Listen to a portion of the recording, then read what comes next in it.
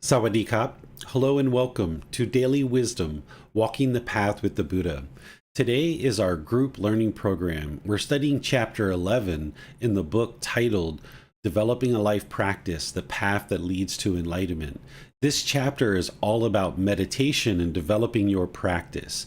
This is where I share the 4 types of meditations that are taught to move the mind to enlightenment.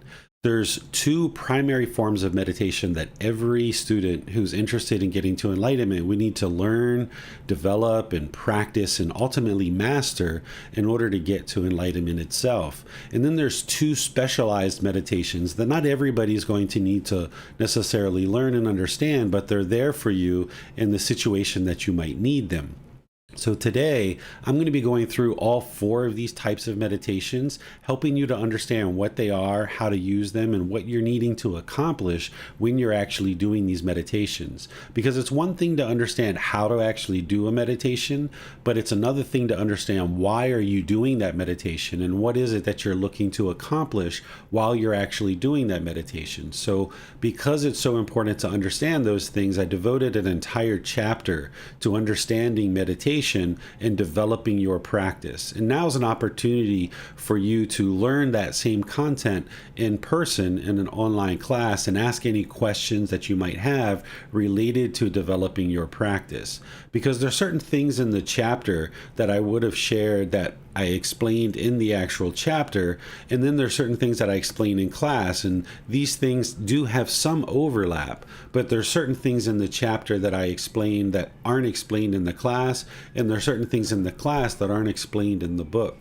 So by having the ability to learn and read chapter 11 in the book, as well as learning in class, this will fully inform your practice. And then you can ask questions in class, you can ask questions in the Facebook group, you can send private messages, and you can even schedule personal guidance sessions as you're developing your practice, because you're going to need to gradually develop your practice.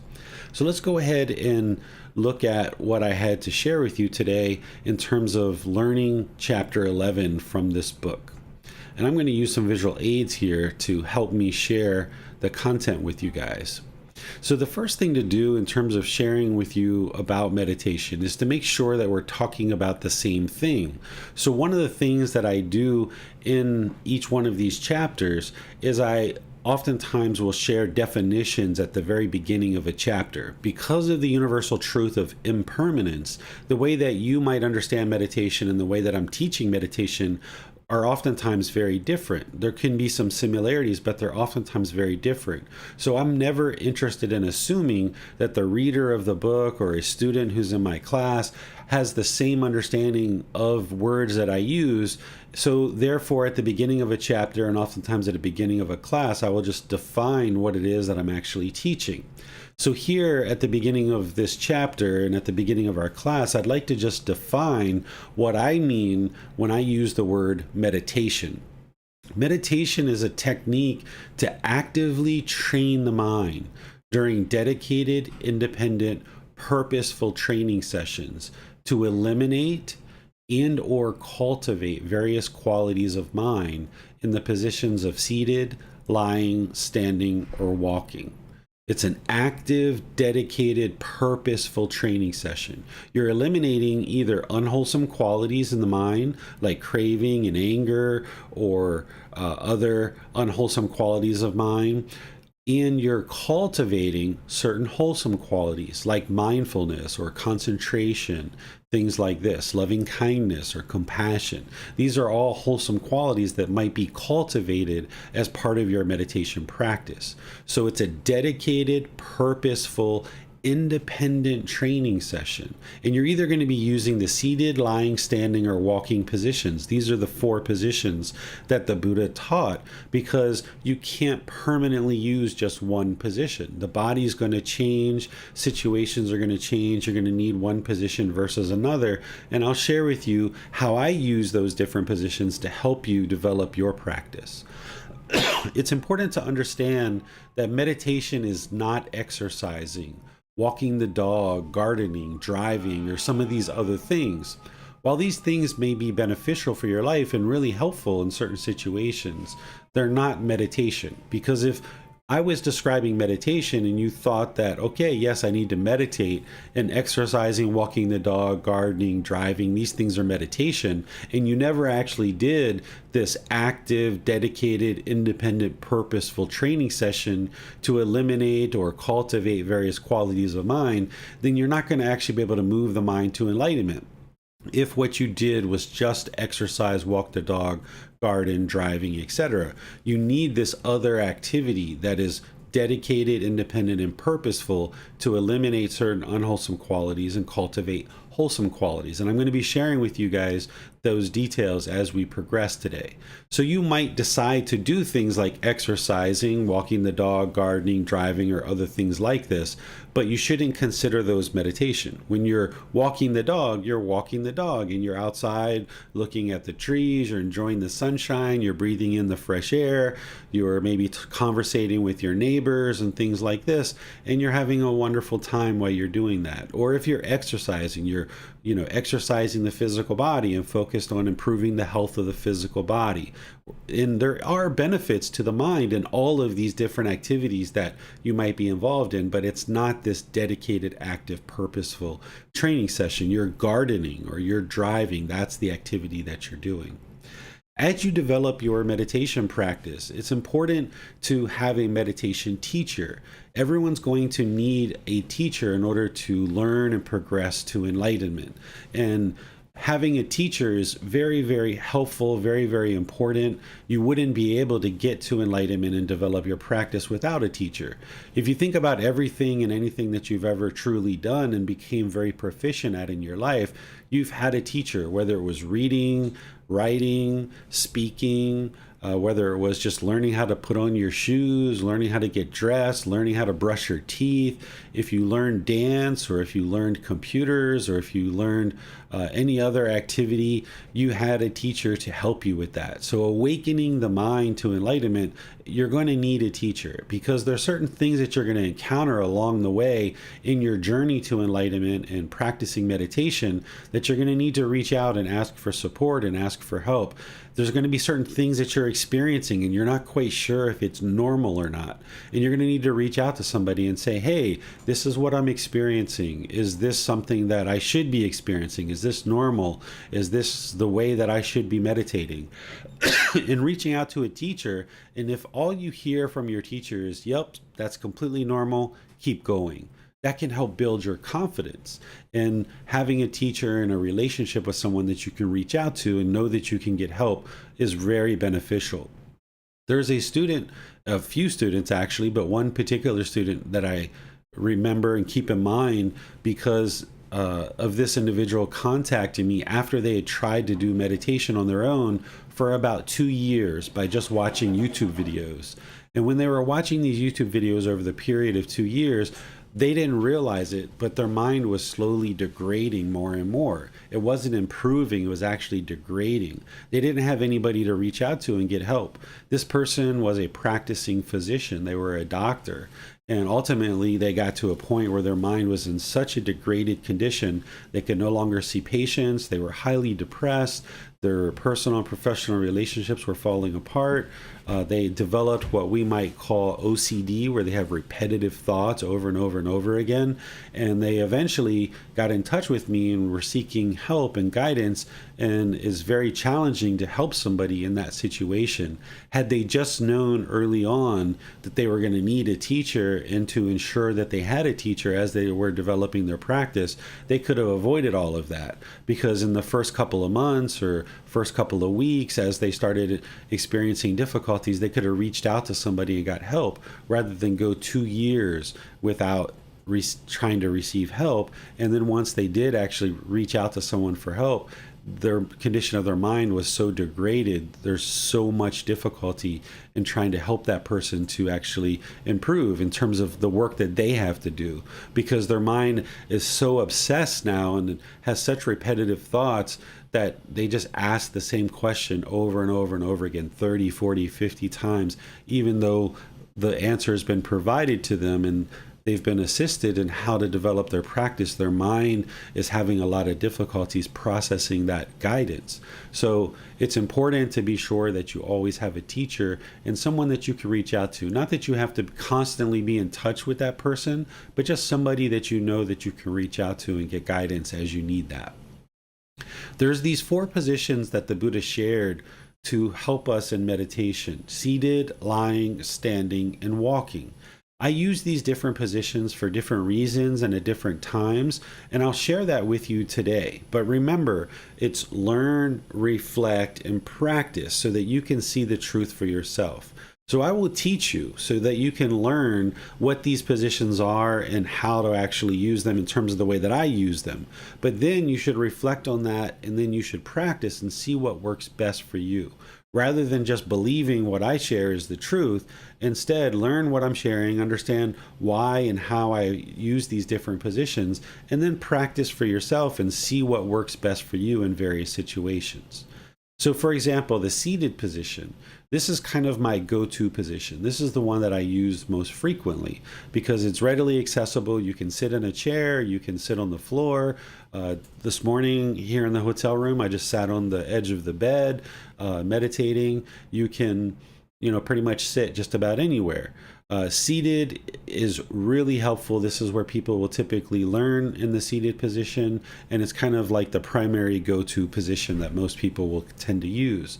But sometimes when you're in the seated position, you might actually have difficulties. You might feel aches and pains in the body. You might start falling asleep or dozing off. You might have an overactive mind, and the last thing you're thinking about is sitting down somewhere and being still and actually meditating. So that's where these other positions can come in to help you. So lying position is where you just lie flat on the floor or on a bed or something like this, and this can be really helpful for you. I've used it in situations where I've had back pain in the seated position or hip pain that I couldn't adjust the body and resolve. So I just lay down flat on the floor, and I was able to actually continue to meditate. Because what you do with the mind between seated and lying is exactly the same. It's just you're changing the position of the body to get it comfortable so that you're not feeling pain, for example. I've also used lying position in a situation where I had been injured. This physical body was injured in a motorbike accident. I was hooked up to an IV.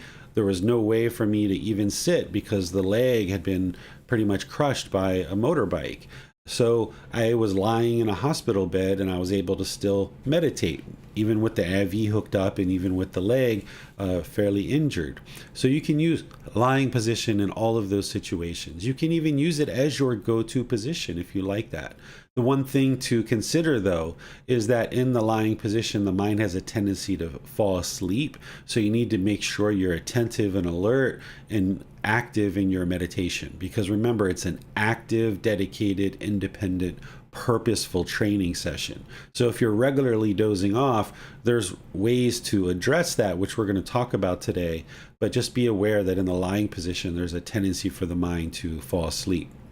Standing position can help you with that, as well as walking. So if you're noticing either in the seated or lying positions that the mind's tending to doze off and fall asleep, you might use the standing position where you just stand up with your arms along your sides, or maybe you clasp the wrists in front of you or clasp the wrists behind you. It's not about doing it exactly the same way all the time or exactly the same as other people, but by just standing up, you can keep the mind attentive and alert and active during your meditation session.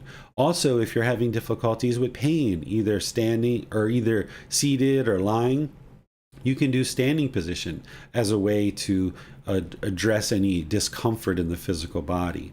I've also used standing position when I've been waiting in line somewhere, or I've been waiting at a bus stop or something like this. These weren't my dedicated, purposeful training sessions in terms of 2 to 3 sessions for 30 minutes or longer. But if I just needed kind of a 3-minute, 5-minute, 10-minute little top-up meditation outside of my regular practice of 2 to 3 meditations a day, I might do a little 3-minute, 5-minute, 10-minute meditation here or there as I'm standing and waiting for something. And then there's walking meditation. I've used this when the body was uncomfortable in any of these other positions and I'd rather do walking. I also used to use this when the mind was very overactive. And the last thing I was thinking about was sitting, lying, or standing in one spot and actually meditating. The mind wasn't interested in that at all. There was too much overactivity, maybe even some anxiety in there. So I did walking meditation in order to be active while I was doing the meditation. And then after I did the walking meditation, I might switch to a seated or lying or standing, because what you're doing with the mind is similar. It's just you're changing the position of the body. So I might do walking for 10, 15, 20 minutes and then switch to seated. Or I might have been seated for 5 or 10 minutes, realizing the mind was too overactive, and I would switch to walking. So you can do it that way. You can also just do walking as a standalone meditation for 30 minutes or 45 minutes or an hour or whatever it is you would like to meditate. So you can use these different positions as you need to. And what I just share with you is how I choose to use these positions, but you will need to work with these different positions at different times and see in what situations do these various positions work for you. In the book, chapter 11, I explain each one of these positions in detail and how to use them and when you might choose to use them. And then I just provided that for you here as well. So in terms of these basics of meditation, let me just pause here and see what questions you guys might have before we move into some deeper understanding of the various meditations that you're going to need to progress on this path to enlightenment. The way that you ask questions is put that into Facebook, YouTube, or Zoom. The moderators will see that and be sure your question gets asked during the class. If you're in Zoom, you can electronically raise your hand and ask any questions or follow-up questions directly. Yes, sir. A question came to the mind while you were talking about the different positions of meditation. If the mind tends to, as you said, fall asleep, if one has an overactive mind, could lying position be used to then bring the mind to a calmer state and then switch position to either seated, standing, or walking? Yes, you can, because if the mind is uncomfortable seated in the seated position, or it's uncomfortable in the lying position, then it means it needs to get comfortable in the seated or lying position, because the mind is discontent when it's being asked to be in just one position. But there are situations where it's kind of better to kind of do some walking where you're actively using the body and then switch to a seated or lying, where just going right into seated or lying with an overactive mind, it might just be so, the mind might be so resistant to that position that it just wants to run or fight you. That's typically what the mind does when you're first starting out your meditation practice. It usually wants to either run or fight. It doesn't usually want to actually meditate. The mind is kind of like this wild animal that wants to run around the forest, and when the wild animal trainer walks into the forest, all the animals run and scatter. That's what your mind kind of does when you're like, okay, I would like to meditate. Your mind's like, nah, be on Facebook and, kind of scroll through the news feed a little bit. Let's watch some more TV. Let's go have some fun. Let me call my friend. There's always going to be something else the mind typically will want to do when you're like, let's meditate. And then if you give in to that, then that's where the discipline and the complacency aren't there. Or, your mind might be complacent. There's no discipline there. So as you're first getting started, you need to build in that discipline, eradicate complacency, realize that you're training this wild animal and you're that wild animal trainer that needs to come in and kind of decide what's best in any given situation. In some situations, you might choose to walk first and then switch to seated, or you might choose to just do walking. In other situations where the mind's kind of teetering and you're like, maybe I can do some seated or lying here, you might try to do that. So there's not a one size fits all. And this is where you have to practice and see what's working best for you in any given situation, and then not cling to any particular position or hold on to it, and have the freedom to change as you need to as your practice develops. Thank you, sir. You're welcome. And then Lindsay asks, for walking, could or should we have a destination, perhaps walk in circles? I have not yet tried walking meditation, but I feel it would help me with my overactive mind. Yeah, so I teach it as walking in a counterclockwise circle direction. I have a video on our YouTube channel where I taught this. It's about a 12 or 15-minute video. You can go to our YouTube channel, Daily Wisdom Walking the Path with the Buddha, and then search for walking meditation, and you'll see the video that I teach there. And I break it down piece by piece and show you how to do the walking meditation. It's not a destination, it's that dedicated, active, purposeful training session. You can do it inside, you can do it outdoors. It's best to do it kind of in a controlled environment as you're first getting started, so that there's not a bunch of motorbikes whizzing past, there's not tourists walking on the sidewalk and things like this. But ultimately, you'll be able to get to the situation where you're so focused and so concentrated in your walking meditation, you could really do it anywhere, in a park or on a sidewalk where there's people walking and all these different things. But initially, you would like to learn kind of in a more controlled environment and walk in a counterclockwise direction. It's a really slowed down walk. And there's a part where you put your foot flat and then you transfer the weight. You put your foot flat and then you transfer the weight. And you'll see that in the video that I describe how to do that. Thank you, sir. You're welcome. Jan has her hand raised. Let's go to her. Thank you, Miranda. Thank you, Teacher David.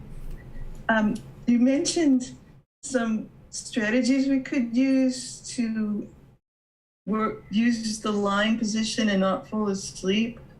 The body's having some medical issues right now, and it's a problem trying to do lying meditation and not fall asleep. So I wonder if you could elaborate on that a little bit. And I have a sort of related question. The body's more attentive and alert. The mind's more alert in the morning. Mm-hmm. I wonder about meditating multiple times in the morning rather than spreading it out over the course of a day. Yeah, so in terms of time and frequency, in terms of time, frequency, and duration of our meditation, what I recommend is 2 to 3 sessions per day for 30 minutes or more. And that's what you need to build up to. Oftentimes when we first start, it's 5 minutes or 10-minute session. Even for some people, it's 1 minute or 2 minutes. And that's where you're starting, and that's fine. But ultimately, you'd like to build that up to 30 minutes or more, 2 or 3 times a day. And it's usually best if you can spread that out over the course of the day, because then you kind of get this consistency in your meditation. Whereas if you're just doing a lot of meditation in the morning, then it might not be enough to kind of carry you through your day. But you can see what works best for you in that situation. It's kind of like drip, drip, drip, drip of an IV drip. You would like to kind of address the mind in the morning. You kind of have 4 to 6 hours, and then you address it again in the middle of the day, and then 4 to 6 hours, and you address it again in the evening. And this kind of keep the mind in the middle and being able to experience that peaceful, calm, serene, and content mind with joy over this consistent period of time of the day. And you're knocking down the craving and anger throughout your day. And this will help you, because there's not a whole lot that can, go wrong in that 4 to 6 hour period. And anything that does happen in that period, you've got a meditation coming up right after that. So that's what I would recommend in terms of time, frequency and duration. And I have planned to talk about that, but we just talked about it here, so we can, when we get to that point, I'll just kind of skip over that. And then in terms of falling asleep, you'll notice this at different times, and I also had plans to talk about this later as well. And particularly early on, in the first 3 to 6 months, you might notice that the mind is very droggy, because the mind hasn't necessarily been sleeping the best with all these pollutions of craving, anger, and ignorance in the mind. There tends to be difficulty sleeping. Whereas like when we were children, we could fall asleep at the drop of a hat. And that was very easy for us to do because we didn't have all these worries, there weren't all these difficulties and struggles that we encountered. We were just pretty much in the present moment. Am I eating now? Am I playing now? Am I going to school now? I'm putting on my shoes now. The mind was kind of functioning a bit more in the present moment, and it didn't have all these worries about the past or the future. But as we age and the mind takes on this and it gets more and more polluted as we age, then we have difficulties oftentimes falling asleep. So we might have gone for a period of time with, not a very good quality sleep. So as we start meditating and we start getting rid of some of these pollutions of mind, our mind oftentimes functions more like a child's mind, where it's really easy to fall asleep at the drop of a hat. So you might find 10 minutes into the meditation or 15 minutes into the meditation, you just get super tired. So you have different options here. Is one, you could just go to sleep and get some rest. Because that's what the body needs and that's what the mind needs. Another option would be, if you're really interested in extending your meditation cycles and ensure that you're actually getting quality meditation, you could switch positions. So if you are noticing in the seated or lying position that you're falling asleep, then you could switch to a standing or walking, and this would extend your meditation period and ensure that you're getting your meditations. And then a third thing is, if you notice that your mind is more attentive at any particular time during the day, you could kind of plan your meditations around that time. But just know that your meditation is going to shift. It's going to change. It's not always going to be the same. That you might observe that at certain points of the week or the month, you have certain times where the mind's more attentive and you meditate during those times. And then as you age, or as things change in your life, as responsibilities change, as job responsibilities change, as maybe kids come in and out of your life, you may need to adjust. And by not having a very rigid meditation schedule where, okay, every morning at 8 a.m., every evening at this time, if you don't have that, that's actually really helpful for you. Whereas if you just have these anchor points where kind of morning and evening, I'm going to be doing some meditation, and then perhaps in the middle of the day, you're going to try to carve out some time somewhere then as well, then you'll be able to kind of ease into your meditation at different times without having a fixed schedule, which can be really helpful for you. And then you can take advantage of when the mind has energy and it's more active and you feel like, yes, there's some attentiveness there, then you can take advantage of that. And then when it's more groggy and you feel like you need to rest and take a nap, you can do that and not feel like you've missed your meditation because you had it scheduled at a certain time. Instead, you can just know that you're doing 2 to 3 sessions per day, 30 minutes or more, and just kind of find times to do that throughout your day. Thank you, Teacher David. You're welcome. It does not appear there are any other questions at this time, sir.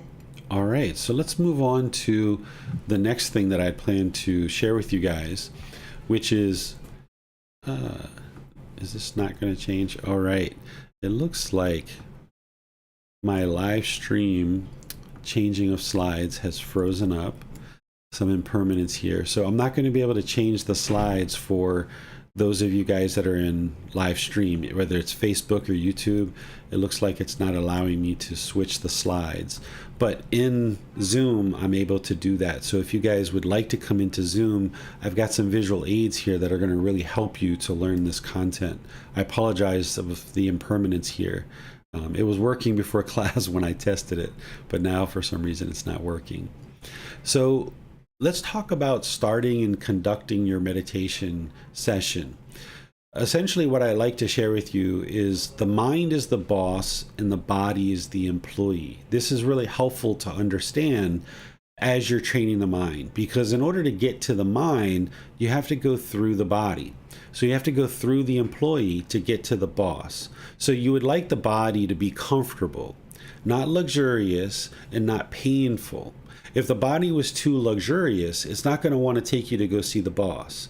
Or if the body was painful, if the employees were painful, they wouldn't be interested to take you to go see the boss. So you'd like it to be comfortable, not luxurious and not painful. In this way, you can go to train the mind. You can get access to the mind to train it really well when you have the body in a comfortable position.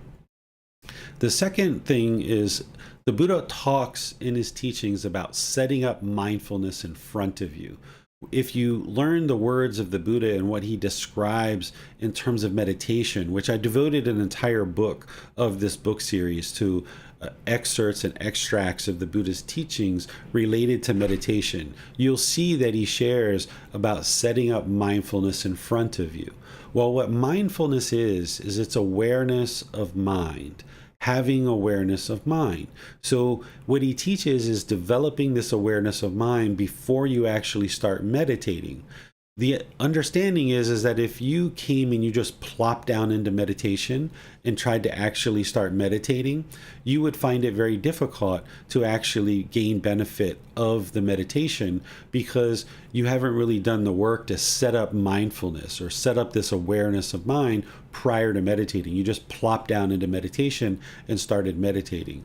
So what the Buddha suggests and what I suggest as well is that you set up mindfulness, this awareness of mind, to help you ease into meditation and actually get the most benefit out of the meditation itself.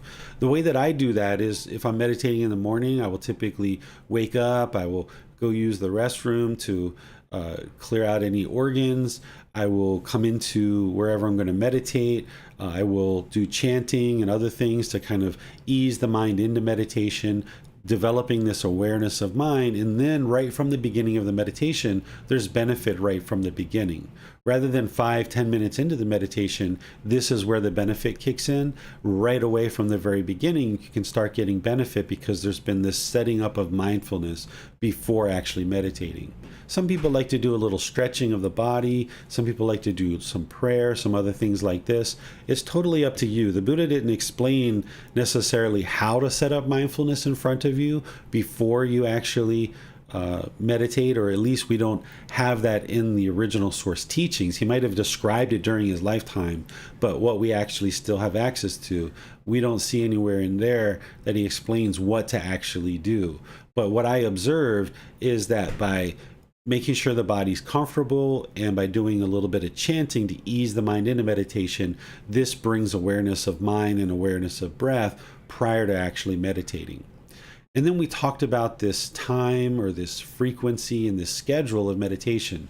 When Jan asked her question, is that there should be these 2 to 3 sessions per day of 30 minutes or more. And this would be very wise for you to set up a schedule like this. The Buddha actually meditated morning, midday, and evening. But it wasn't a fixed, rigid schedule because he didn't have a watch, right? There weren't watches 2,500 years ago. There was just general idea of what time it was based on where the sun was or where the moon was. That's how they basically told time. They had a general idea of what time it was, but there wasn't this fixed, rigid time. So if somebody tells you that you have to meditate at 3:30 in the morning every day, or you have to meditate at 9 p.m. every day, the Buddha didn't do that because he didn't have an actual timepiece to keep track of time that closely. So if you have these anchor points of 2 to 3 times per day and you generally work towards those, then that will be really helpful for you. If you're meditating prior to bed or prior to sleep, don't wait for the mind to be sleepy before you meditate. Because remember, it's an active, dedicated, purposeful training session. So you would like your mind to be attentive and alert during the meditation. So if you're waiting to get tired before you meditate in the evenings, your mind isn't going to be as attentive and alert and be able to do the work that you need to do in order to actually train the mind and awaken it. So if you're noticing 30 minutes prior or an hour prior, if you can start becoming aware of what's going on in the mind and the body prior to getting sleepy, and you can start meditating 30 minutes or an hour before the mind is sleepy, that would be ideal. If you're observing sleepiness during the meditation, as we talked, you can switch positions to either standing or walking position. Or you can just get some sleep, you can get some rest, and you can also be attentive to what times of day you tend to be more attentive and alert, and that's going to shift and change. So if you have just finished your breakfast and you have a little bit of time and you realize the mind's pretty attentive, go ahead and get some meditation. Or in the middle of the day or in the evening, maybe you notice like, oh wow, the mind seems pretty attentive. Let me get some meditation going here. Go ahead and do that. You don't have to have this set, rigid schedule of when to meditate, because you're not going to be able to stick to that permanently anyway. So if you have a general idea of when you might meditate, that would be ideal, because then you're not clinging or attached to any specific schedule. Because as soon as you put down in writing that you're going to meditate every morning at 8 a.m., you might be able to do that for a period of time, but it's not going to be permanent because of impermanence. And when you start missing that 8 a.m. schedule, you might experience some discontentedness if there's craving, desire, attachment there. But if you have this idea that I would generally like to meditate in the morning, in the middle of the day, and in the evening, and then you just kind of gradually find times and be dedicated and determined to do that, then you can make sure that you're meditating when you need to meditate.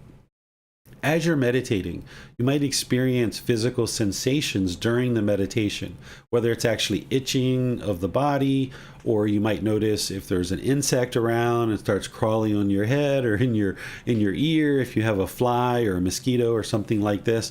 These physical sensations of itching are very normal, particularly as you're getting started with your meditation.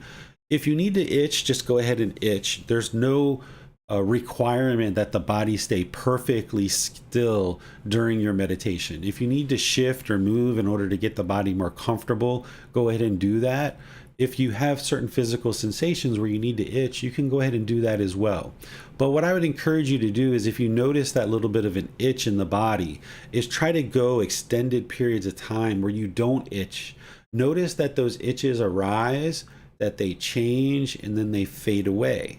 So if you can go 3 to 5 seconds without itching, and then you've got to itch, okay, you went 3 to 5 seconds. Now next time, try to get to 10 or 15 seconds, and then 30 seconds. And then eventually you'll get to the point where you can see that itch will arise, it will change, and then it'll slowly fade away because it's impermanent, but you've been able to maintain your focus on the breath the entire time. This is very helpful for the mind, that you don't become reactive to what's going on around you, that you can maintain your focus and concentration and meditation even when there's a certain itch in the body. And then you'll get really good at this to the point where there could be a fly crawling around on your head or on your tip of your nose and these different things. And if you're in a situation like that and you can maintain your focus, then you can see the real power of the mind and how you can really control it. That in those situations where you would want to just swat the fly or scratch your head or something like that, you can maintain the focus and concentration. This is very powerful for your meditation. And then as you're meditating, you might observe these visual stimulations during meditation where you see colors of green or purple or yellow. You might see white or different images as you're meditating. As you see those things, you would like to just cut that off, let it go, and come back to the breath. Just keep coming back to the breath. It's completely normal. There's nothing special or unique about you that these things are occurring. A lot of people experience this. While you're meditating, you're training the mind, but there's physical changes that are happening to the brain. You might actually even hear some of those physical changes occurring or feel them in the skull as the brain is adjusting. Even scientists have looked at this and they can see the physical changes that are occurring to the brain as people are developing their meditation practice. And the brain is very much involved with sight and being able to see things. So what I suspect is that these various visual stimulations are these different colors, or the brain changing. As the brain's changing, you might see these different colors, and you might even see things that have happened in your past, either in this life or previous lives. These things are all normal, and you would like to just cut that off, let it go, and come back to the breath.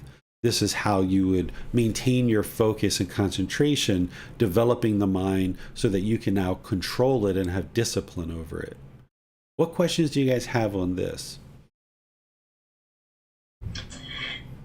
Would it be wise to set maybe like a reminder to meditate on a phone or a tablet? At least here in the US, we rely heavily on our phones. I know most people have their phone with them all the time. And And not that they have to meditate at the time that that reminder goes off, but just to kind of put into the mind, oh, it's midday, I should meditate sometime around now. Yeah, that can be helpful for you if that works for you, is having that little bit of a reminder. There's no harm in that.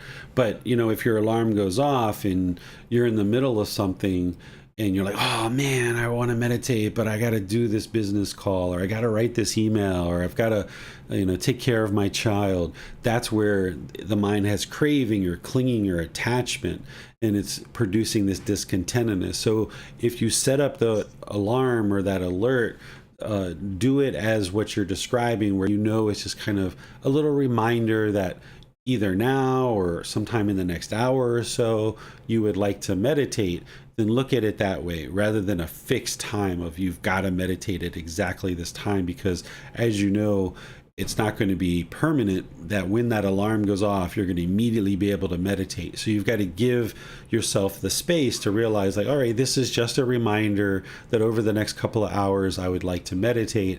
And I'm putting this alarm in there just to kind of bring it to the surface of the mind so that I can remember it. Thank you, sir. You're welcome. Jan has her hand raised. Let's go to her for her question. Thank you, Miranda. Thank you, Teacher David.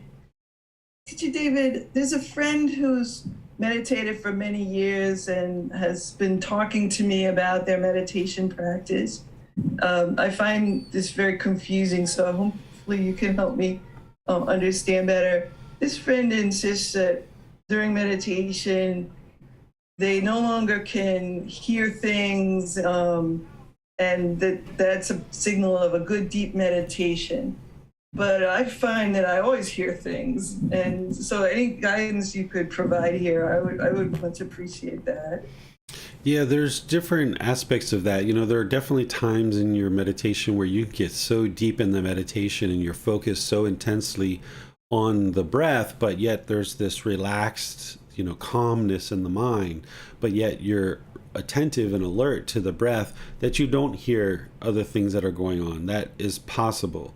But then there's other times where you will be aware of what's going on around you, but the mind is still focused on the breath, because there's not just one permanent fixed thing that's going to occur in meditation. And if we crave that permanence of blocking out all the sound and all you ever should focus on is the breath, and that's the way it's absolutely got to happen, then that's craving permanence, and that doesn't exist.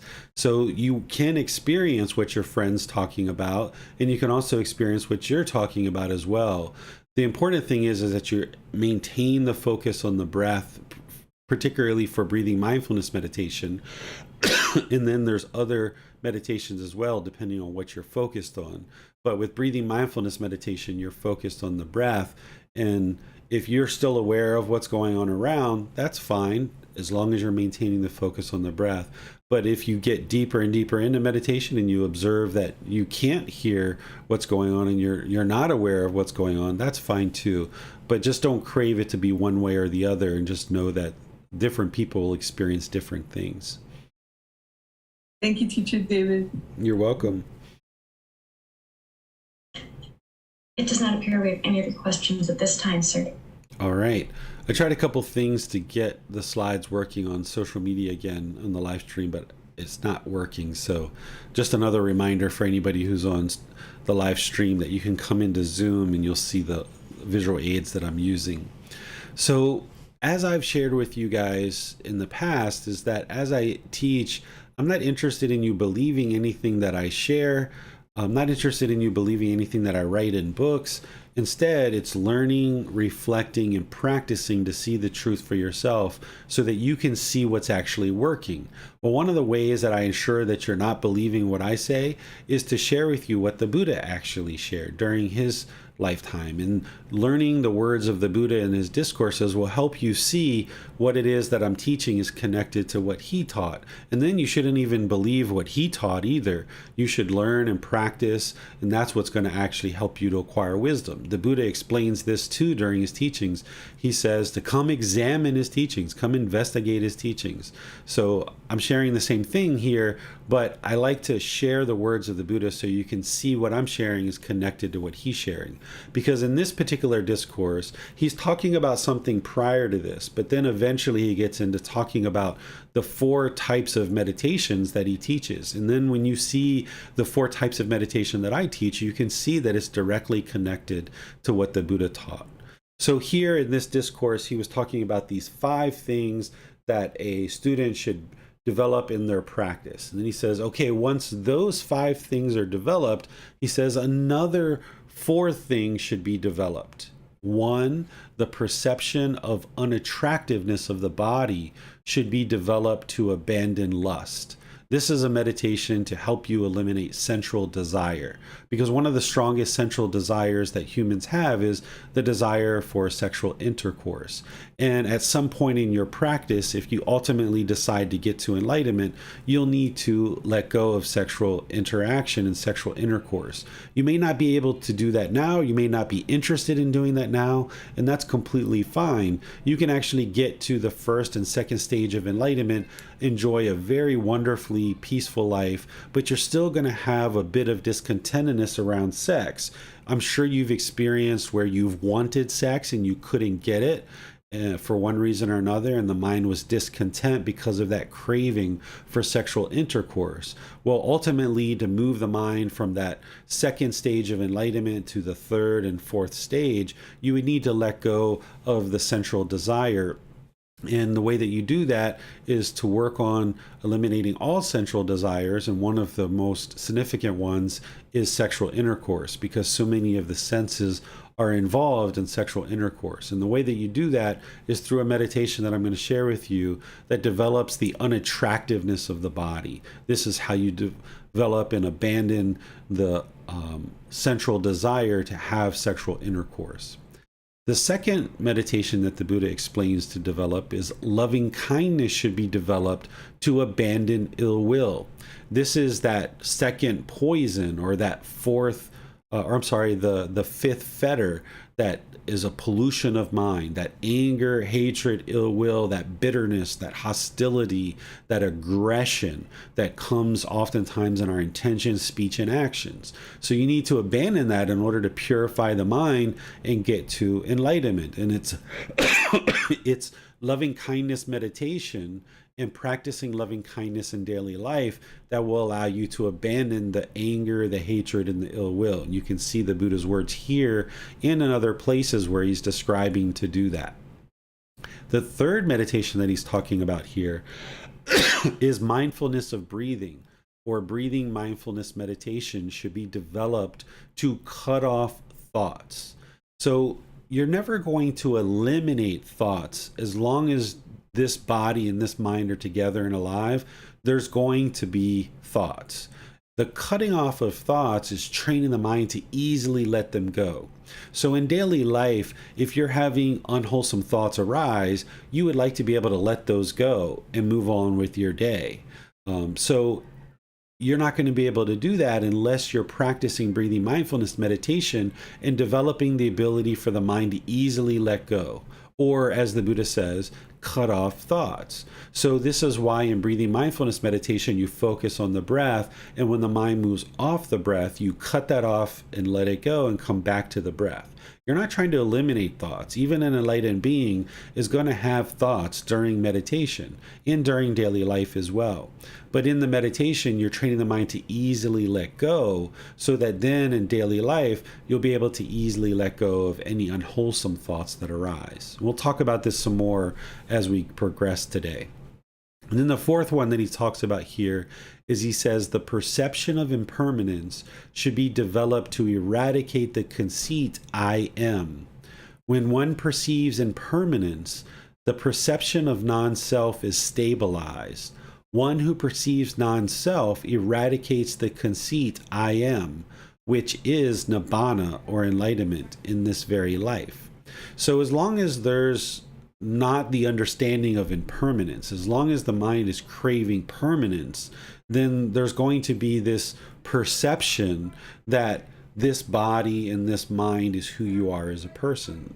The realization of non-self can't happen until you deeply understand impermanence and you realize that this physical body and this mind is not you. And then to eradicate conceits or arrogance or pride, judging, measuring, and comparing others, you need to also be able to let go of this conceit or this arrogance of I am. I am a Buddhist teacher. I am a American citizen. I live in Thailand. I am a father. All these I am, I am, I am. You need to understand that you may do these things, but that's not who you are as a person. As long as you hold on to this I am, then there's the tendency for this arrogance or this ego to wrap around that and now project that into the world, thinking that that's who you are. So there's a way to eradicate this self or this conceit of I am, where the mind is falsely believing that there is a self. The mind is mistakenly understanding that this physical body or this mind is the self, but it's not. The physical body and the mind is impermanent. There is no permanent self. There is no self. So there's a meditation to help you be able to accomplish that. The 4 different types of meditations that I just described, remember, meditation is a dedicated, purposeful, independent training session where you're either eliminating unwholesome qualities or you're cultivating wholesome qualities. So here, what I've done for you is I've now taken those 4 types of meditations that the Buddha shares, and I'm showing you exactly what you're eliminating from the mind as an unwholesome quality, and I'm showing you exactly what you're cultivating as a wholesome quality. This is the why of meditation. This is why you're actually doing it, because you're trying to eliminate discontentedness where the mind is shaken up, it's unstable, it's uncalm, it's unsteady. You're trying to get to this awakened mental state where the mind is peaceful, calm, serene, and content with joy. So you need to eradicate the pollutions of mind. So in breathing mindfulness meditation, the pollution that you're eradicating, the unwholesome quality that you're eliminating, is craving, desire, attachment, where the mind is holding on, it's longing, it's yearning, it's chasing after the objects of its affection. It doesn't want to focus on the breath. The mind wants to be over here, and it wants to be over there, and it wants to be over here. So when the mind's moving off the breath, you're cutting that off and letting it go and coming back to the breath. You're gaining this inner discipline of the mind, eradicating craving, desire, attachment. And you're cultivating mindfulness and concentration. Mindfulness is awareness of mind, that when you're focused on the breath, the mind is aware it's on the breath.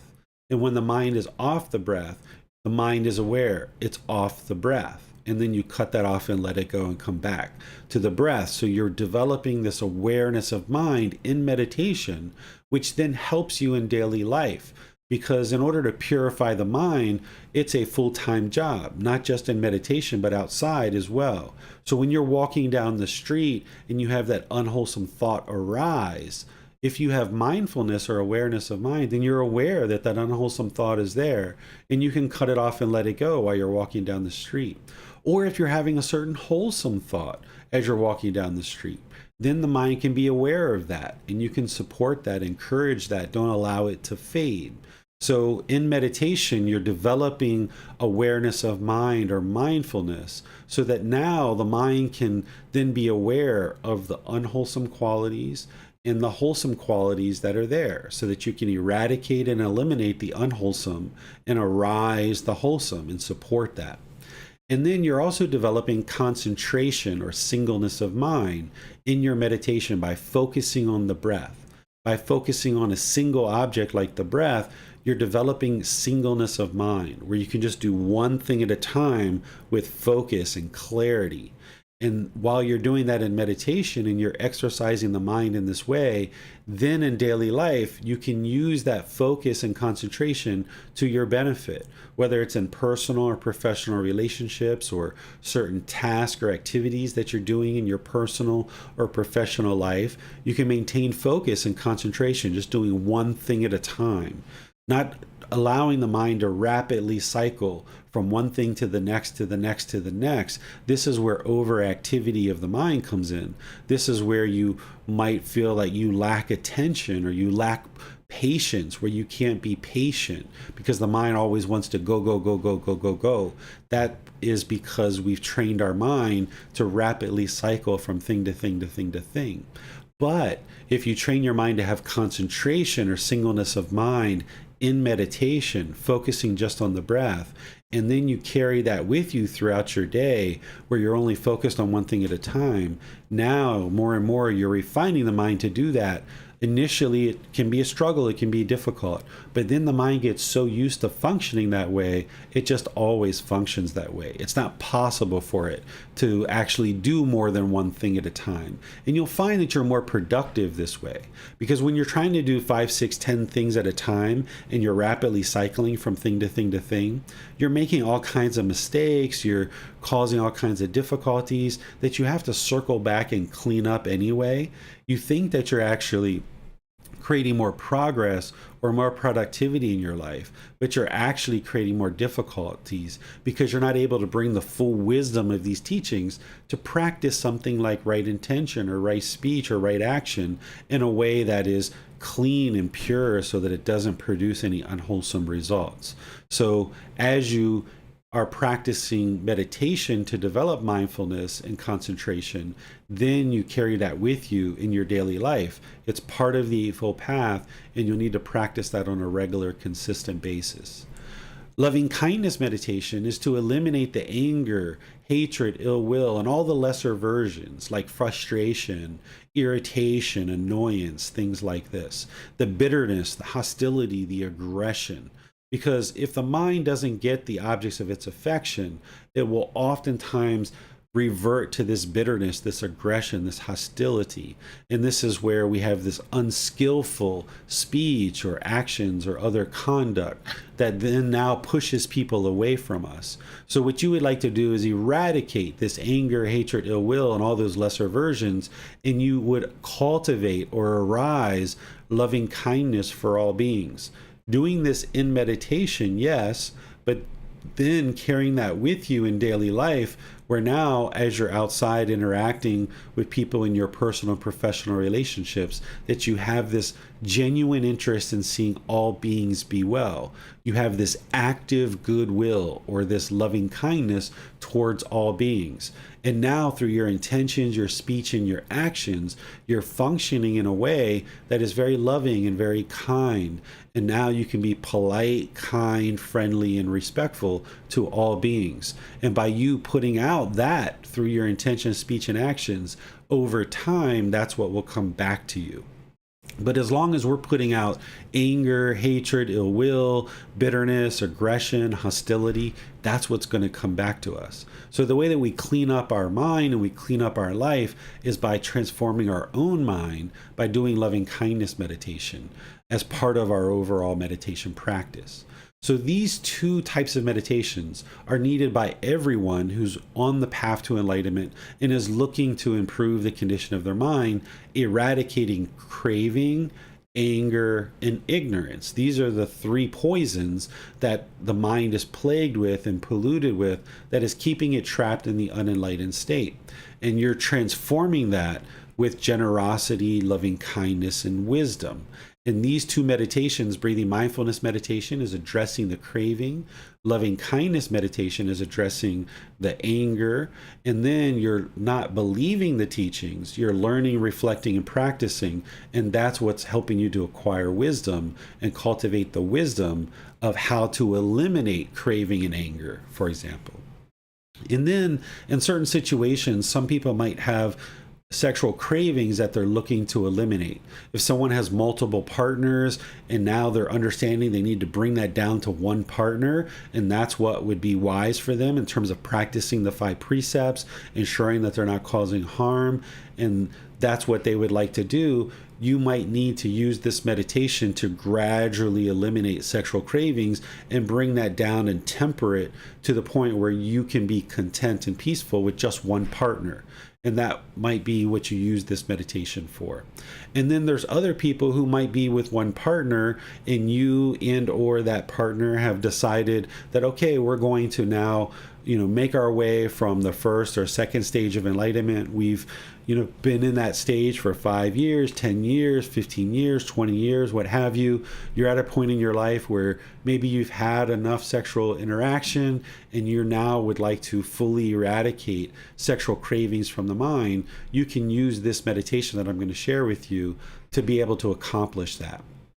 And then there's the meditation to realize non-self. As you're experiencing the jhanas, which are the 4 preliminary phases that the mind goes through before it experiences the first stage of enlightenment, you can work towards eradicating the self that the mind mistakenly believes is there, and use this meditation to actually help you.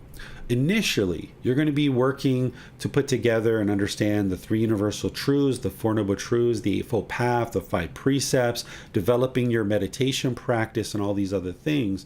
And as this is starting to gel and start to come together, and you're starting to observe the improvement to the condition of the mind, your life, you're starting to experience the qualities of mind that the Buddha talks about in the jhanas, or these preliminary phases, then that's the point where you should start looking at perhaps getting guidance on this meditation to realize non-self. And that would be an appropriate time to help you with that. So let's go through and look at some of the words of the Buddha related to meditation, and specifically breathing mindfulness meditation. This first little excerpt that I pulled out is, "A pot without a stand is easy to tip over." He says this in his teachings. The pot is the mind. The stand is your meditation practice. And if your meditation practice is either non-existent or not really consistent, then your stand isn't very strong. It's not very stable. It's not very wide. So it's easy to tip over the pot. It's easy for the mind to become discontent and shaken up if there's not a solid stand there. So developing your meditation practice is to develop this solid stand that the pot can now sit on. And now it's much harder to tip over the pot because there's a nice solid stand. But a pot without a stand is easy to tip over. So if you are not developing your meditation practice, that's the reason why your mind is experiencing anger, sadness, frustration, irritation, annoyance, guilt, shame, fear, boredom, loneliness, shyness, resentment, jealousy, any kind of displeasure, despair, uncomfortableness, dissatisfaction. All of these feelings and others are because the mind is just not trained. And it's your meditation practice, along with other steps on the Eightfold Path, that is going to train the mind so that you have this nice stable stand, and now the mind won't tip over and become discontent as you get closer and closer to enlightenment. The Buddha points to breathing mindfulness meditation at multiple points in his teachings, and explaining how important this was for his practice to get to enlightenment. Therefore, it's going to be very important for your practice to get to enlightenment as well. Remember, a Buddha is declaring the path to enlightenment. They discovered the path themselves. They are the originator, the discoverer of the path. The Buddha explains this in his teachings, that he discovered this path, and that he's explaining through his 45 years of teaching of what it took for him to get to enlightenment, so that then others who are interested in experiencing this peaceful, calm, serene, and content mind with joy will know how to do that. So he's explaining breathing mindfulness meditation as being a very important aspect of his practice that led to enlightenment. So therefore, you're going to find that it's very important for your practice as well. It's titled Mindfulness of Breathing Leads Exclusively to Enlightenment. Monks, there is one thing that, when developed and cultivated, leads exclusively to liberation, to freedom from strong feelings, to elimination, to peace, to direct knowledge or experience, to enlightenment, to nibbana. What is that one thing? Mindfulness of breathing, or breathing mindfulness meditation. That is that one thing that, when developed and cultivated, leads exclusively to liberation, to freedom from strong feelings, to elimination, to peace, to direct knowledge or experience, to enlightenment, to nibbana. So here the Buddha is pointing to breathing mindfulness meditation as being very, very important. He's not saying that's all you need to get to enlightenment. He's just saying how important it is. And notice that he uses this term direct knowledge or experience. That's the practice. You need to practice and get that experience of seeing for yourself that breathing mindfulness meditation eliminates craving, desire, attachment. It arises this mindfulness and concentration, and it's improving the condition of the mind. Breathing mindfulness meditation, the Buddha explains, as I just shared, that it leads exclusively to liberation, to freedom from strong feelings, to elimination, to peace, to direct knowledge, to enlightenment, to nibbana. So the way that you do this is you focus on the breath. You focus on the sound of the breath or the sensation of air moving into the nose over the skin. The breath is the central focus. This is the single object during breathing mindfulness meditation that you work to keep the mind focused on. But the mind is going to move off. And as it does, you just become aware of that sooner and sooner and sooner, and you make it more and more easy to cut it off and let it go. Initially, when you first start practicing, your mind might be wandering for 3 minutes, 5 minutes, 10 minutes, and you realize, oh my goodness, I'm meditating. What am I doing? Get back over here. Bring the mind over. And then you're focused on the breath for however long, and then the mind goes away again. And it might be a while before you notice that it's gone. That's completely normal. But as you develop your practice more and more over a consistent long-term period, with this mindfulness or awareness of mind, you become aware sooner and sooner that the mind is moved off the breath, so that then you can cut it off and let it go and bring the mind back to the breath. The goal isn't to eliminate your thoughts. You're not going to ever be able to do that as long as this body and this mind is together. But what you're trying to do in meditation is observe that the mind's off the breath sooner and sooner, and more easily let go. And that's going to take quite a while. Remember, it took you many, many years to learn how to read, write, and understand the English language. Even now, or whatever age you are, there's probably still words that you're learning. There's probably still grammar that you're learning. After all these years, you're still learning the English language, for example. You haven't mastered the English language necessarily. So oftentimes there's this expectation or this pressure you put on yourself to master meditation in the first day or the first week or the first month. That's not the way this works. There needs to be patience where you're gradually learning and you realize that you're gradually evolving your practice. So it's going to take time. So as you gradually train and you gradually practice, you'll see this gradual progress where the mind will come into the present moment, being able to focus on the breath more and more, and you'll develop right mindfulness or awareness of mind. Ultimately, the 4 foundations of mindfulness, which I've talked about in other classes. And then there's this development of right concentration or singleness of mind. And the mind can be trained to let go of thoughts, eliminating craving, desire, attachment. Miranda is going to be teaching a class on this on Wednesday in Zoom. It's a Zoom only class, so you're welcome to join that and learn. And I've taught this in other classes as well, but this is essentially how you would do breathing mindfulness meditation. What questions do you guys have on this style of meditation? You can put those into Facebook, YouTube, or Zoom, or you can electronically raise your hand in Zoom and ask any questions that you like. It does not appear. Oh, Rick raised his hand. Let's go to him for his questions, sir. Thank you, Miranda, and thank you, Teacher David. I just wanted to clarify, it sounds like breathing mindfulness meditation is the most important. And yet we also learned that there are 3 other forms that at least the Buddha taught and that you also teach, which are loving kindness meditation, I don't remember if you said the disgustingness of the body, but the unpleasant aspects of the body for sexual craving, and the meditation that deals with impermanence and non-self. Are these considered 4 separate meditations, or do they build upon one another? They are 4 separate meditations that you do separately. Breathing mindfulness meditation is a standalone meditation that you do. The way that I teach loving kindness meditation is you do some breathing mindfulness meditation leading into loving kindness and coming out, but those are separate aspects of meditation, and you see it as very separate things because you're working to accomplish very different things in each type of meditation. But as you're first learning, I suggest people to learn breathing mindfulness meditation for at least 4 weeks, to work on that first before they start doing something like loving kindness meditation. And then once you've got your breathing mindfulness meditation practice pretty well developed, minimum of 4 weeks, maybe longer, then you can start developing your loving kindness meditation the way I'm going to share with you.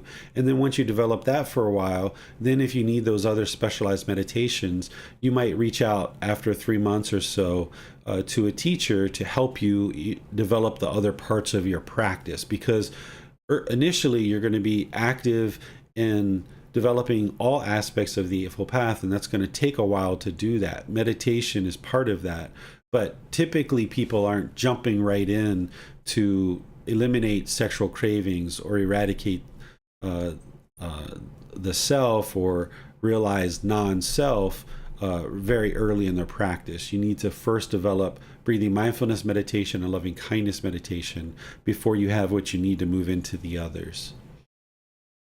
You used the word specialized for the last 2 meditations.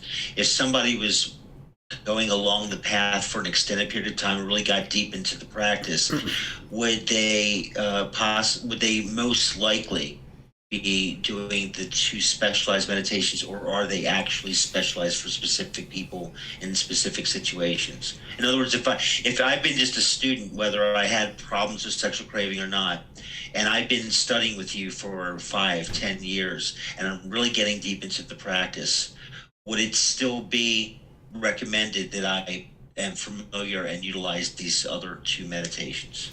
I think it's helpful to know the meditations, to practice them, particularly if someone's planning to be a teacher. So, because they're going to need to share these meditations with their students at different times. But as an individual practitioner who maybe isn't interested in teaching, who isn't interested in sharing these teachings with anyone, they're just interested in getting to enlightenment for themselves, they may not need to know those other specialized meditations. It wouldn't hurt to understand them, particularly if you've got everything else pretty well sorted in your practice and you're like, all right, well, what else is there to learn? And you know you haven't yet learned those 2 specialized meditations, then sure, go ahead and get into it and learn them, because it's not going to hurt you to learn them, and it can only help deepen your wisdom around the path to enlightenment. Thank you, Teacher David. You're welcome. Tony has his hand raised, so let's go to him for his question, sir. Can you hear me okay, Teacher David? Sure can. Okay, good. I just had a little technical difficulty. Thank you. Thank you for, just wondering about opening my eyes when I'm meditating. What are your thoughts on that? The teaching is to keep the eyes closed, but to open your eyes a little bit, or open your eyes. What are your thoughts on that, sir? Yeah, I, of course, have my eyes open during walking meditation, but during all the other types of meditate, and also the one on sexual craving as well, the way that I teach it is with the eyes open. But with breathing mindfulness meditation, loving kindness meditation, and the meditation to realize non-self, I have the eyes closed because it really helps to go internal and really look inward. Whereas if you have the eyes open and there's lights or there's movement or things like this, the mind has a tendency to move off towards those other things. I like to have the eyes closed, allowing me to go deeper internal into the mind, looking inward. Of course, there's some people who might choose to do this with their eyes open. You can develop it in both ways. I wouldn't necessarily say that somebody shouldn't use it with their eyes closed or with their eyes open, but I've found that having the eyes closed allows me to go deeper into the mind and really focus on the things that I need to focus on. Thank you, sir. You're welcome. On Zoom, Lindsay Reiner asks, is it acceptable to also focus on the movement of air into the chest and lungs, sir? Some people choose to focus on the abdomen and things like this. I've always focused on the breath and found that that's the best way. That's what the Buddha teaches as well, that to focus on the breath, the sound of the breath. The breath is right now. Oftentimes, the mind wants to be somewhere else. And even being on the abdomen or the chest, that's somewhere else. Whereas if you can just focus everything right here where it needs to be, focus on the sound of the breath or the sensation of air moving into the nose, this really keeps it focused and concentrated on a single object. That's what I found works best. The Buddha describes this in his teachings, to focus on the breath. And you'll find, I feel, the best progress if you focus on the sound of the breath or the sensation of air moving into the nose over the skin. Thank you, sir. You're welcome. It does not appear we have any more questions at this time. Yeah, something I'll share before I move on based on some of the questions that were just asked is there are certain things that people may have been practicing in the past, and now things that I'm sharing are perhaps different than what you've been practicing in the past.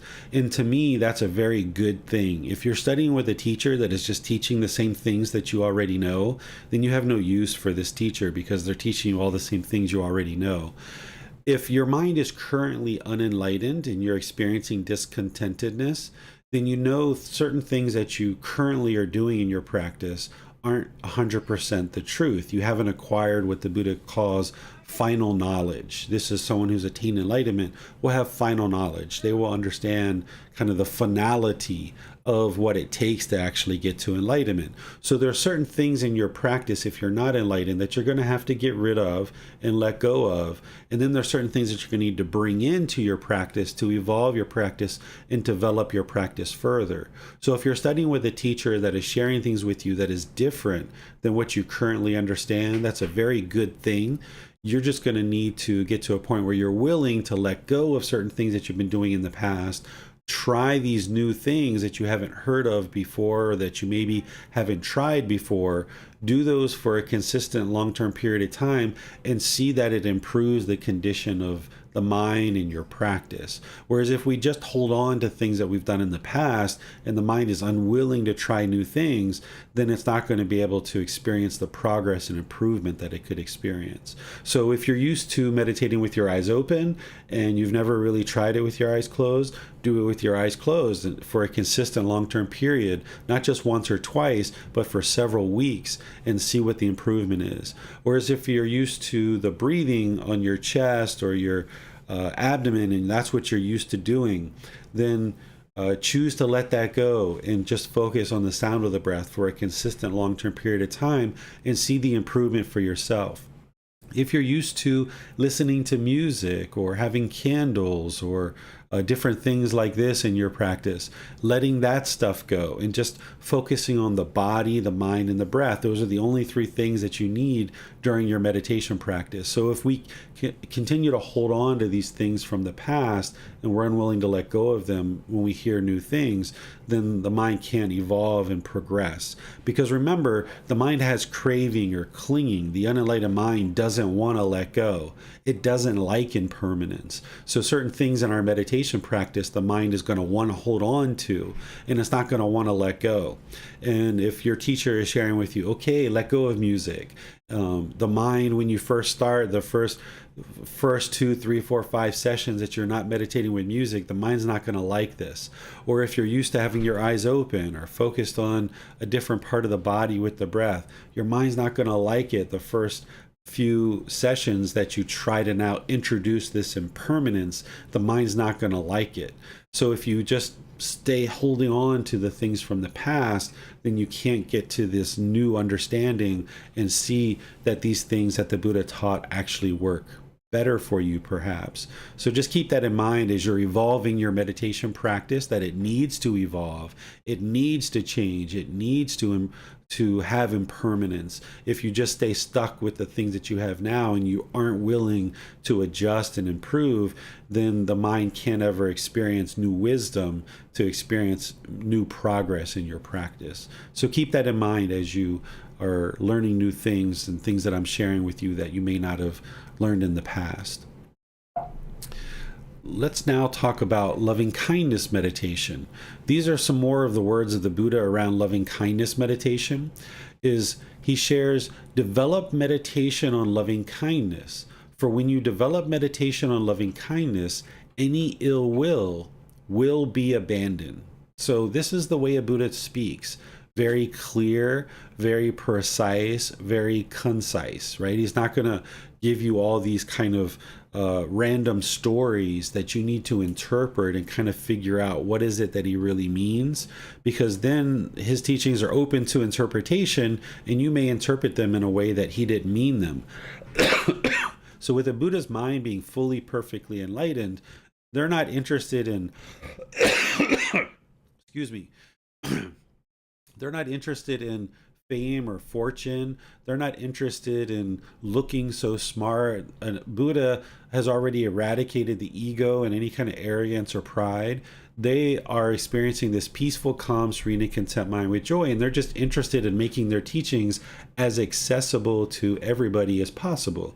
So they're going to speak in a very straightforward, very common way.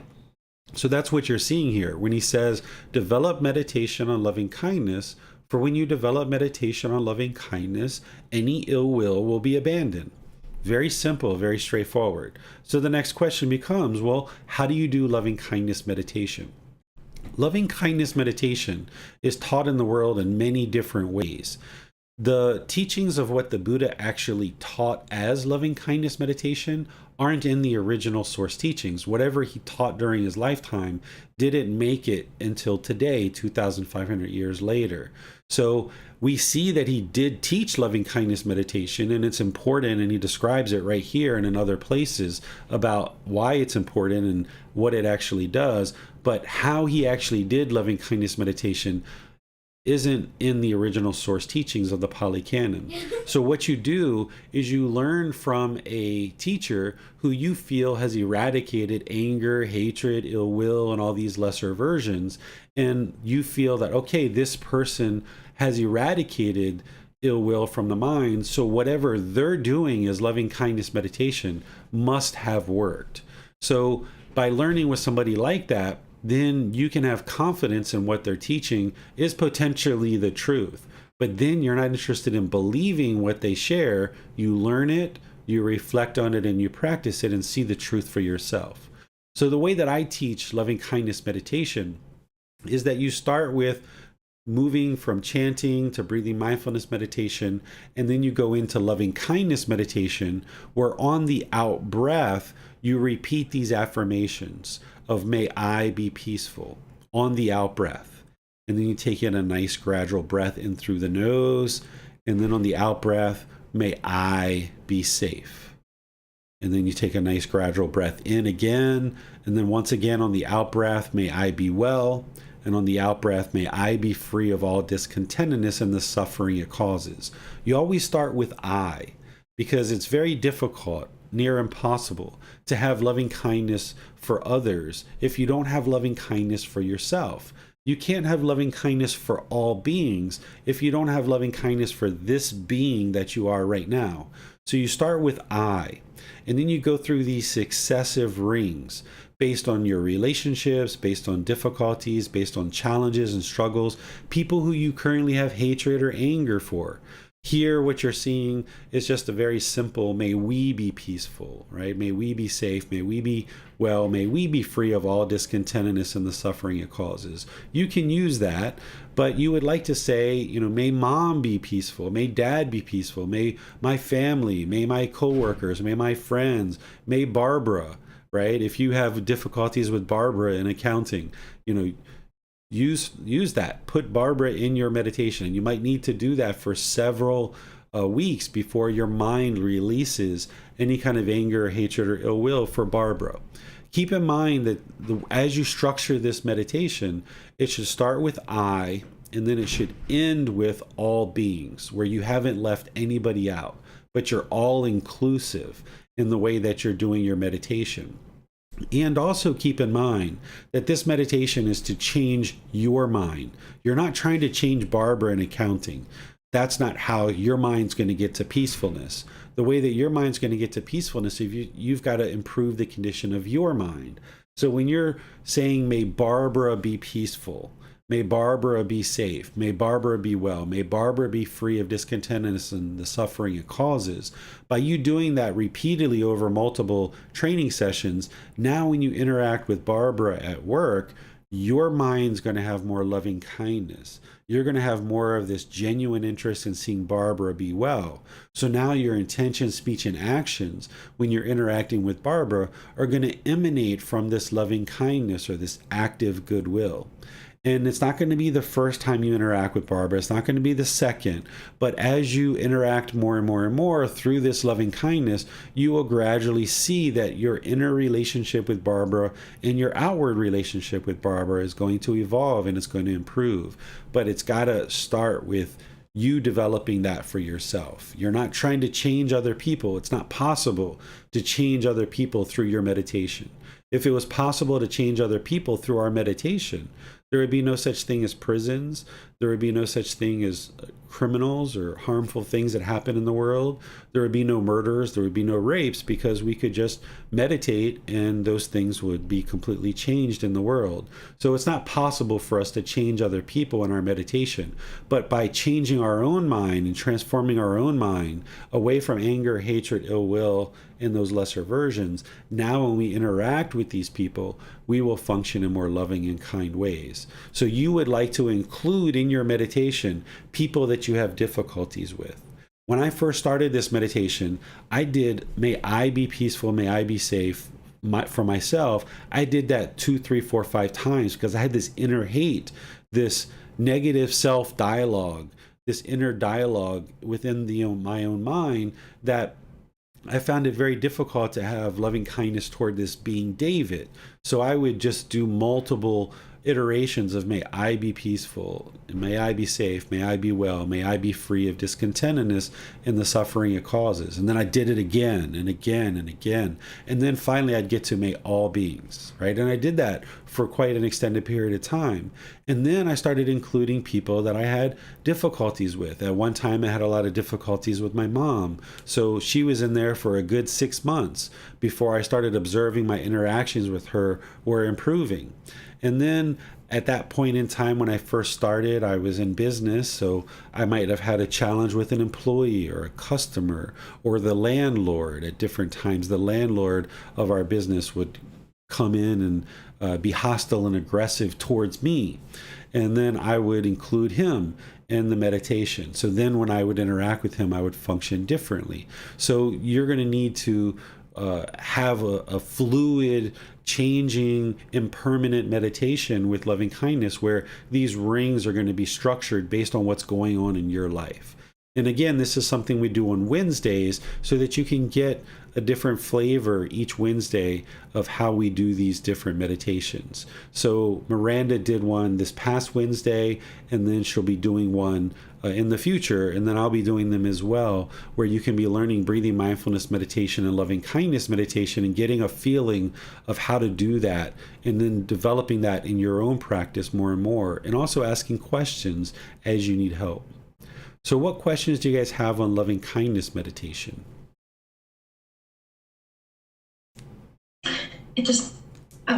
Jan has her hand raised. Let's go to her for her question, sir.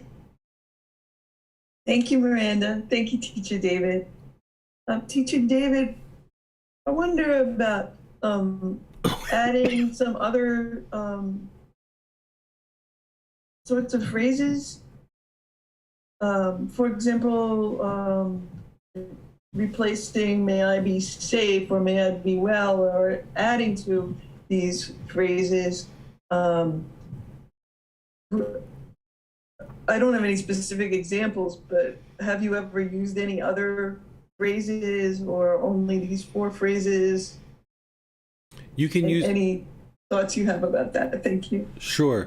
You can use other phrases, but what you would like to do is have what's called a non-burdening phrase. Even though we're not changing other people, you would like to create a phrase where you're not requiring other people to do something. So if I say, may mom be kind, right? That requires her to do something. She has to change her speech and her actions towards me in order for her to be kind. And now I'm requiring her to do something as if I'm trying to change her, where what you're really trying to do is you're trying to improve the condition of your own mind. So you can use other phrases here that are non-burdening. So if you think about the phrases that I use here, they're not burdening anybody with anything. So if I say, may mom be peaceful, may mom be safe, may mom be well, may mom be free of all discontentness and the suffering it causes, it's not burdening her to do anything, even though you can't do that anyway. I'm not in my own mind requiring her to do something before I have loving kindness and compassion for her. I'm just cultivating this active goodwill, this genuine interest in seeing her be well.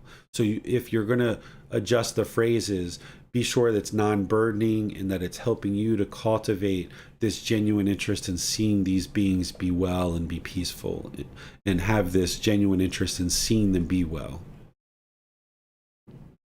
Thank you, Teacher David. I guess I do have an example. Would it be, for example, beneficial or not to think, may I cause no harm in the world? May I cause no harm. This requires you to do something, right? Mm-hmm. So it would be, there are other phrases that I've used before. I'm not recalling what they are right now. But there are other phrases that I've used. These are the 4 that worked the best, so that's why I teach these. But there are other phrases that you can use if you would like to come up with those, and you're always welcome to, ask questions in the classes or post in the Facebook group or send a private message or have personal guidance, and I can help you with those. But yeah, you can definitely customize this. Just you'd like to come up with non-burdening phrases. Thank you, teacher. You're welcome. On Zoom, Max Goldberg asks, what about may you be calm, sir?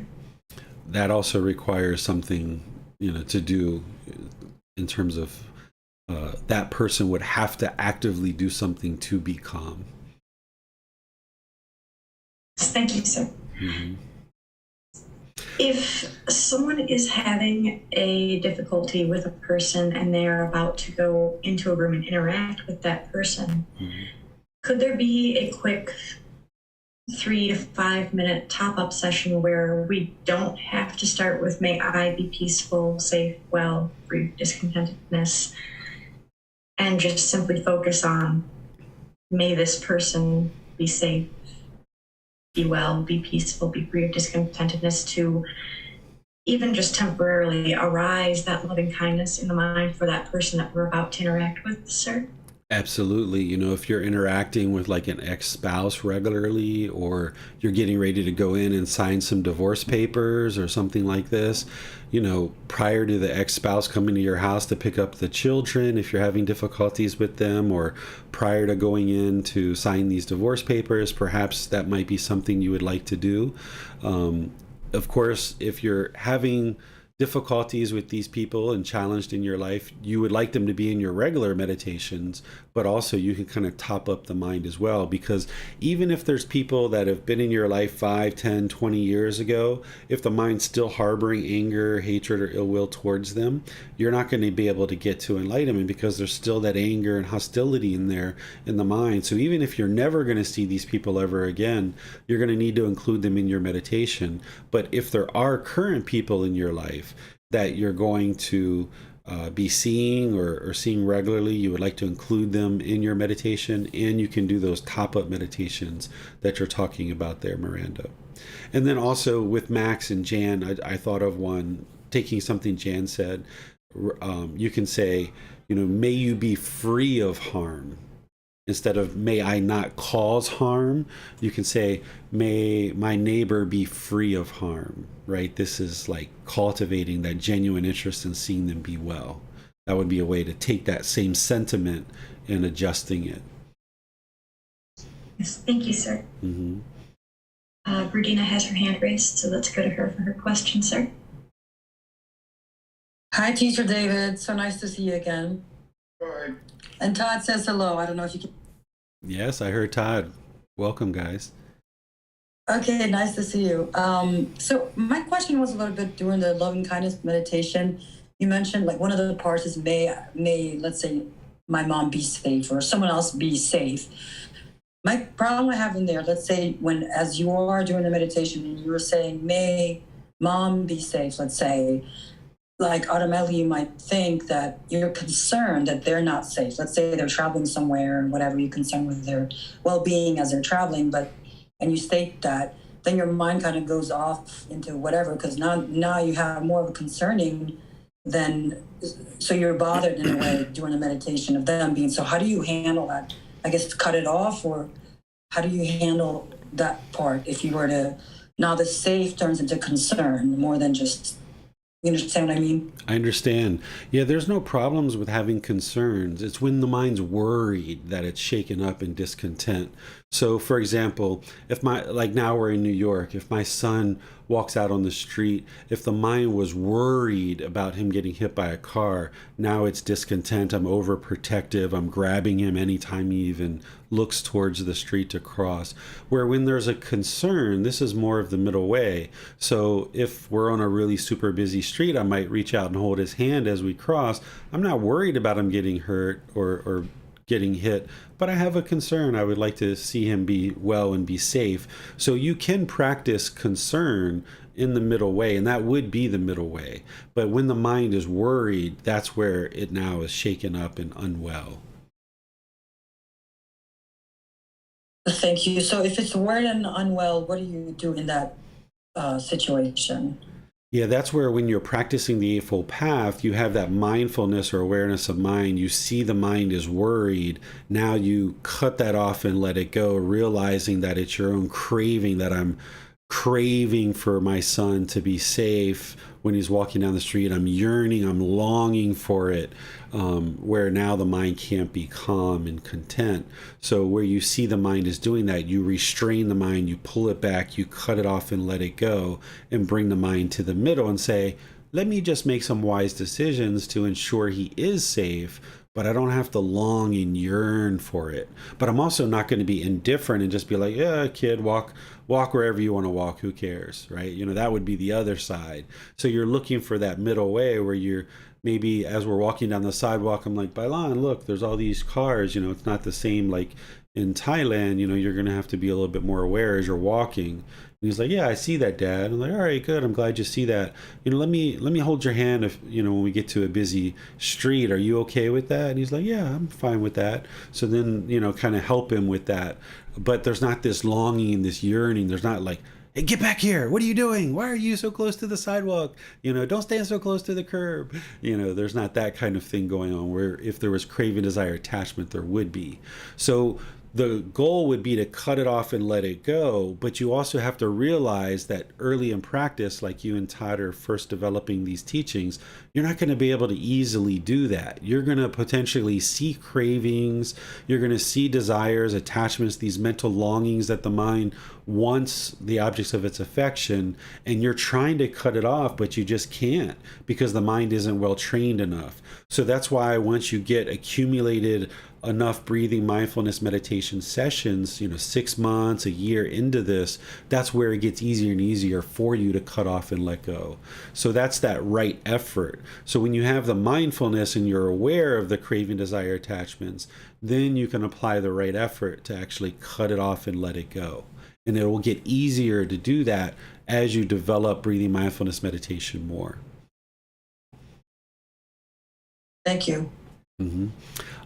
You're welcome. I also thought about another one for Max, where the Max was saying, you know, may you be calm, right? You can say something like, may you not struggle, or may you not have difficulties, right?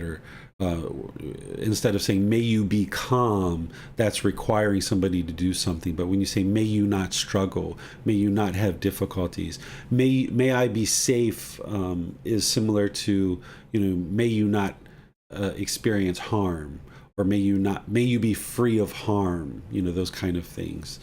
So these are non-burdening things where you're just having this genuine interest in seeing others be well. That's what loving kindness is all about. Rick has his hand raised. Let's go to him for his questions, sir. Teacher David, hi. I know people who have practiced or started to practice loving kindness meditation who have experienced severe trauma in their lives. And when they got to the part in the ring where they send loving kindness to somebody that may have harmed them in the past, they become flooded with really unpleasant emotions, and it really makes it hard for them to continue with the meditation. I was wondering if you had any suggestions or feedback on that. Yeah, this is actually part of the healing process, that what we do when we experience certain traumas, we put the dust under the carpet, and we keep putting the dust under the carpet, and then eventually it just builds up and builds up and builds up. And then when we do loving kindness meditation, it's like pulling the carpet back and all the dust is flying around in the room, and it feels uncomfortable. But you've got to go through that in order to clear it out of the mind. So if somebody is experiencing the shaking up of the mind due to cultivating loving kindness for someone who's created harm towards them in the past, while that difficulty may bubble up in the mind, the anger is bubbling up in the mind, they ultimately have to wipe that clean and get rid of that. And that's what the loving kindness meditation is there for. That's also what the breathing mindfulness meditation is there for at the end of loving kindness meditation, to help train the mind to cut that off and let it go. So as I used to meditate for loving kindness and cultivating this for my mom over that 6-month period, I would start the meditation being just fine. But in the meditation, I would sometimes get very angry and very hostile because I would remember things that happened in the past as a child. And I wasn't thinking about those things before the meditation, but during the meditation, it rose those things up. We oftentimes see that as a problem, and we try to, kind of push down those feelings, and that's just putting it back under the carpet, and then the feelings aren't really dealt with. The mind hasn't really been purified and clear out this anger, this hostility, this aggression towards an individual. So the bubbling up of the anger and hostility isn't a problem. The problem is pushing it back down and covering it up with a carpet. So as it bubbles up, you're just trying to clear it out and clear it out and clear it out. And it's going to take multiple sessions for that to occur. And then ensuring that you have breathing mindfulness at the end to kind of bring the mind back to some clarity and eliminate any anger and hatred before the meditation is done is really helpful. But there's still going to be situations where even at the end of the meditation, their mind is still angry or upset or maybe even tearful or sorrowful based on the things that have happened in the past. But that's part of going through this to be able to process the feelings properly and get them out of the mind. The reason why the mind is holding on to these is because of its craving and its clinging, but that's going to continue to cause the problems as long as it's buried deep inside the mind. So as the feelings are bubbled up, and you clear them out, that's an actual solution. Where in the past, we've just pushed them down and been holding on to them, that's the problem. So as you bubble up the feelings and you see this anger and hostility coming up in the mind, just know that that's part of the healing process. And now you'd like to clear it out and process them properly so that they don't continue to get buried. And just know that it's a continuous process. It's going to take a while for that to occur. You kind of have to walk through the fire in order to get to the other side and appreciate the fresh air on the other side. So sometimes we have to walk through that fire and experience that in order to appreciate the fresh air on the other side. And that's what it's like sometimes as these feelings are bubbling up. It's like walking through the fire. But then you can get to safety on the other side and really appreciate the fresh air. It's just going to take time for the mind to gradually let it go. So I work with people that have severe trauma, and I also work with people who are in early recovery from addiction. Maybe they belong to a 12-step program or some kind of recovery program. And for instance, there's a Buddhist recovery program that I am associated with.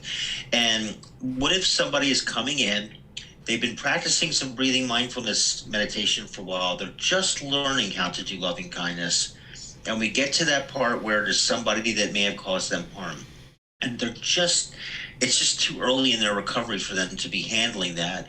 Is there a gradual process to help them to get to that point? Yeah, they can back off. They don't necessarily have to address the real deep-rooted anger and hostility right from the beginning. They could just learn loving kindness meditation by cultivating loving kindness for themselves and maybe people that they already have loving kindness for, and then ultimately going to all beings. So if they've got someone, deep in their past that has caused a lot of trauma, there's no need to tackle that right at the beginning. So if you understand it's a life practice and it's going to take time of gradual training, gradual practice, and gradual progress, then you know that you don't have to tackle everything all at one time or early on. So I would work with them and help them get more stable before they choose for themselves that it's the right time to tackle this. Because we as teachers or therapists, we shouldn't tell somebody when it's the right time to address these things, but they will know for themselves and they will see the improvement to the condition of their mind becoming more stable. And when they've got the more support around them and they've got more teachings on board, then they'll know how to deal with these uncomfortable feelings as they're arising. And that would be a better appropriate time to address something like that. Thank you, Teacher David. You're welcome. It does not appear we have any more questions at this time, sir. All right, so let's talk about the meditation to eliminate sexual cravings. This particular picture might be challenging for some of you guys to see, so just a heads up that if you need to look away or blank your screen, feel free to do that. But this is part of this particular meditation. The Buddha describes developing the perception of unattractiveness in order to abandon lust. And during his lifetime, they did what's called the 32-part body meditation, where they basically looked at each individual part of the body and meditated on that. Like the hair, the teeth, the skin, the sinews, the bones, the different organs, and they would visualize those things and then meditate on them. One of the things that we can do today, because we have imagery, is that we can actually look at an image of a dissected corpse, and this can help us to be able to kind of imprint in the mind this unattractiveness of the human body. Because if somebody was cut open in, you probably wouldn't be interested in having sex with this being because it just looks unattractive. And that's what you're trying to create in the mind in order to get to this point where you can either reduce or eliminate your sexual cravings. Because we look at the physical body as being attractive because of all the things we do to it to make it attractive, right? We do all these things with our hair, with our jewelry, with our makeup, with perfume, with cologne, with clothing, with the way we might stand or other things like this, because we're interested in attracting someone. But you get rid of all that stuff. If you peeled off the skin of your partner, you probably wouldn't be interested in having sex with that individual. So when you're ready, when you feel like you would like to either reduce your sexual cravings down to one person, or you would like to completely get rid of sexual interactions altogether, at whatever point in time that you do that, you might choose to use this particular meditation where you meditate with your eyes open, looking at an actual dead corpse or a dissected corpse, and you breathe in and out through the nose, just like you would with breathing mindfulness meditation, but you're staring at this body and imprinting into the mind the unattractiveness of the body. Some people do this with an actual live corpse. You can go to places where there's access to an actual dead corpse, like in temples in Thailand, they will have places where a dead body might be and kind of waiting to be cremated. And even here in America, there's places that you can pay to go to what's called an anatomy lab, where students will study the anatomy of the human body, and you can actually see the human body in different stages of dissection and autopsy and things like this.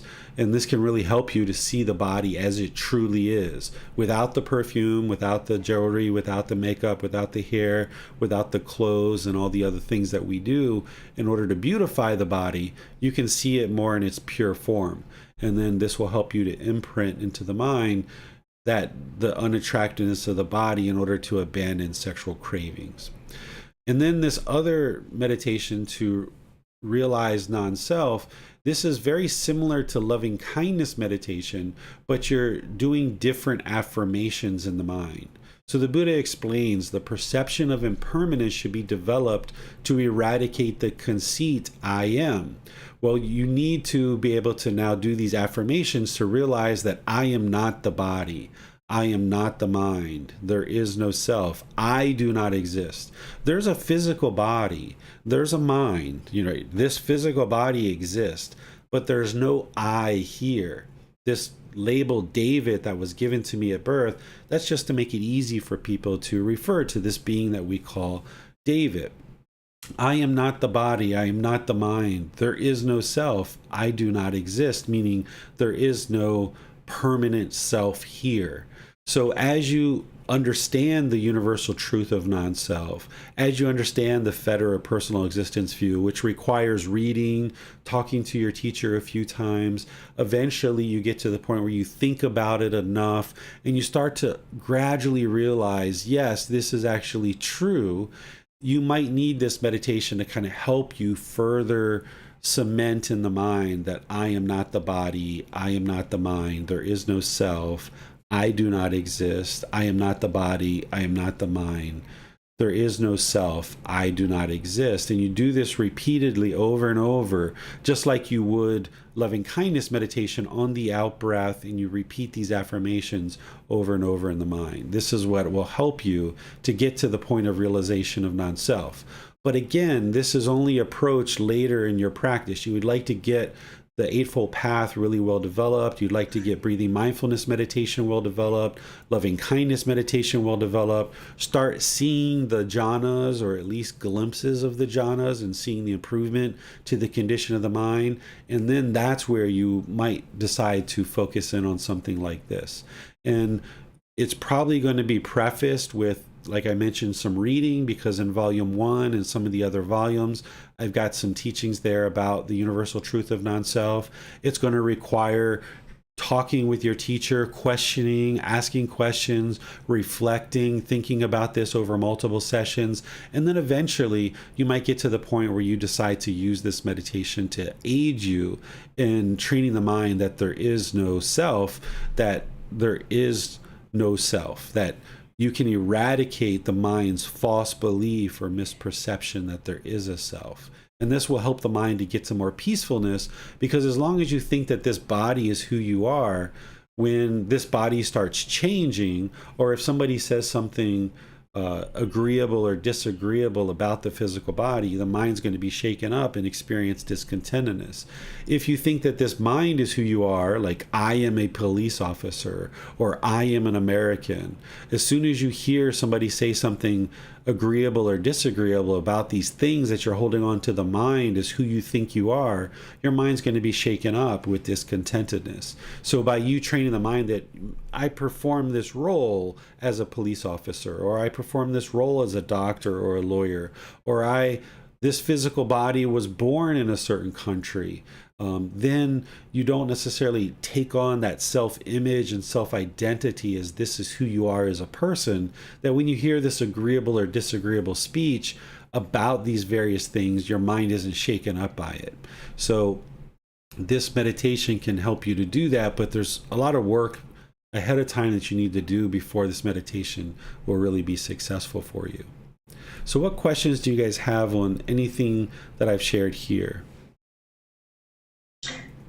Yes, sir. On Facebook, Bruce Benko asked, aside from seeing colors like you describe, I also feel the sensation of my head expanding while meditating. You've mentioned this in past classes, but I sometimes find that my mind takes its attention off the breath and notices the sensation of the head expanding. Will that sensation eventually subside, sir? Yes, it's impermanent, just like everything else. And this is actually part of what you experience is that sometimes people describe it as like the feeling of an elephant head or like a buffalo head. It's like, or a big balloon. This is the mind getting more familiar with the bodily sensations. This is very helpful. The mind starting to develop the four foundations of mindfulness, being aware of the bodily sensations that are happening. It's also experiencing the changes in the brain. Your brain and your head isn't literally that big, as you know, but there's the sensation that it is that big. So eventually you'll move past that, but you will be better afterwards because you will have tapped into these bodily sensations, and the mind will have more awareness of the bodily sensations, and you will observe that the head will feel more stable, more steady. That prior to learning these teachings and practicing this, I used to have a lot of pressure in the skull. I used to get significant migraine headaches to the point of vomiting often. And then as these transformations are happening and you're purifying the mind and the changes are happening to the brain, which you're probably experiencing and you're starting to feel that sensation, then once you get past that, there'll be more stability in the mind, and the brain will have made some nice shifts and nice changes, which will also bring some better improvements to the physical body as well. So this is completely normal, and you'll experience it and other people will too, but it is impermanent. Just keep meditating. This is, if anything, this is an indication that what you're doing is working, and it's the progress that you're making. Things are moving in the right direction. So when people start talking about these kind of things, that's an indication that I know as a teacher that what you're doing is working and things are moving in a positive direction. So just keep doing that. Don't allow any kind of arrogance or conceit to come into the mind because you're making progress, but just know that that's what's occurring, and just keep on doing what you're doing. Keep building wisdom and keep improving your practice, and ultimately you won't experience that sensation of the head expanding the way that you are now. Yes, thank you, sir. You're welcome. Rick has his hand raised. Let's go to him for his question. Thank you, Miranda. Hi, Teacher David. Question about the lying position, the lying down position. I believe in your book, the only thing that you had said really was about the lying in the back, if I recall correctly. And the problem with lying on my back and trying to meditate is not only might I fall asleep, but also I tend to snore, so I'm not really getting enough oxygen. I have heard that some people recommended lying on the side, much like the statues of the Buddha in his final resting position or his final meditation position, as being a way to stay awake. And I know for me it would help with snoring. I was wondering if you would comment on that. I haven't done too much meditation in the side lying position. I do it on the back. There are occasions where I have done some on the side. You can try it and see how it works for you, and if it's working, then wonderful. What you're doing with the mind is exactly the same, whether it's breathing mindfulness meditation or loving kindness meditation or meditation for eliminating sexual cravings or meditation to realize non-self. What you are actually doing with the mind is exactly the same. So just with the body, you either be on your back or either side, and you can see how it works for you. And then what I always suggest is when you try something new in your meditation practice is that you do it for a week or two or three to see how it's really affecting your practice and if it's really improving. Because when you first start trying new things in your practice, the mind typically revolts. It doesn't like it because it's impermanence and the mind's craving permanence. So if we just try something once and we're like, I don't like it, I'm not going to do that anymore, you haven't really given it a full try. So if you try something new like that, try it for 2 or 3 weeks before you make a decision of whether it's really helping you or improving what you're doing or not. Thank you, Teacher David. You're welcome. It does not appear we have any more questions at this time, sir. All right. Well, I already shared this. I'm not sure why this is in there. I think I maybe was just kind of reminding you guys of what I was teaching in terms of breathing mindfulness, loving kindness, and the other meditations, just as a reminder. But this is what I thought I was going to share here at the end, which is to never give up is understand that your meditation practice, there's going to be times where things are really peaceful, really serene, very calm in your meditation practice.